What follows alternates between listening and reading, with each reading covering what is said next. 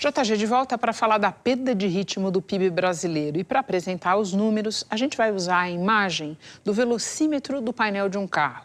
No ano passado, o Produto Interno Bruto acelerou 2,3%. A gente vê aqui.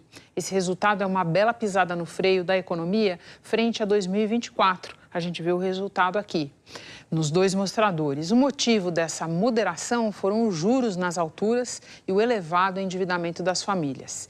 E a gente vai adicionar mais um elemento ao painel do carro da economia, com a ajuda do nosso comentarista de economia, Bruno Caraza, que fala ao vivo de Belo Horizonte. Bruno, boa noite. A gente começa notando que essa perda de tração do PIB conviveu no ano passado com um alívio da inflação.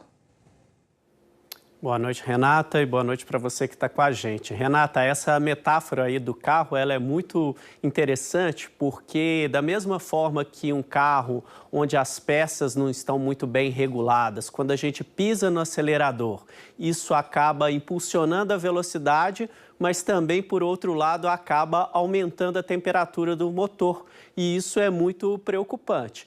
E isso acontece também na economia. Quando o PIB acelera, a demanda na economia sobe, as transações econômicas elas são estimuladas, a renda se eleva, mas quando há desequilíbrios na economia, isso acaba gerando inflação. E foi exatamente isso que aconteceu nos últimos anos. A gente vai ver agora no telão o velocímetro mostrando que o crescimento econômico em 2023 ele acelerou para 2024, traindo o velocímetro de 3,2% para 3,4%. Mas o problema foi que isso também gerou inflação. A inflação subiu de 4,6% para 4,8%, está aí a temperatura do motor aí do lado.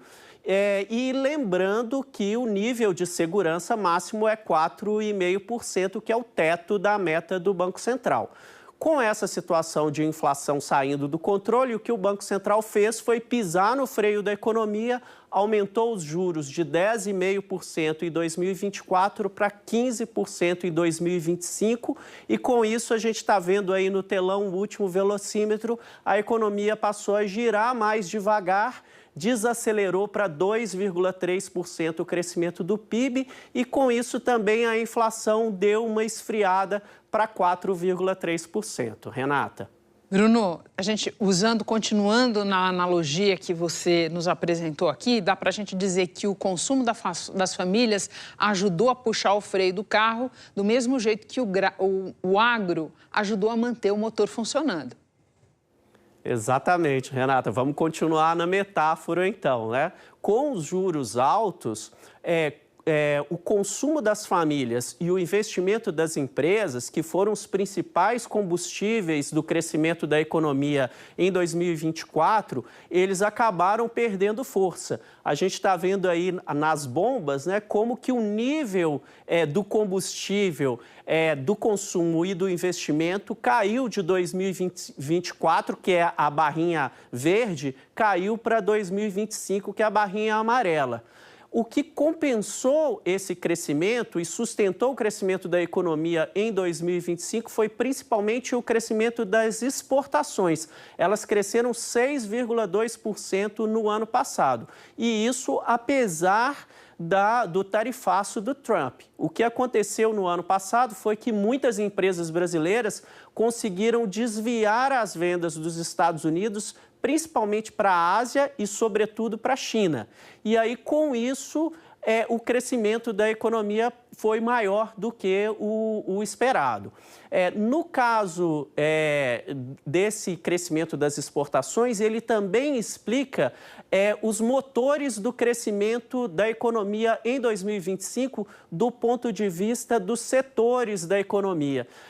A gente está vendo aí agora no telão, né, condições favoráveis climáticas ao longo de 2025. Isso fez com que a produção do agro crescesse 11,7% em 2025 e, além disso, com a demanda asiática ainda aquecida, a indústria extrativa, que no Brasil é principalmente a produção de petróleo e a produção de minério de ferro, também acelerou aí mais de 8% em 2025.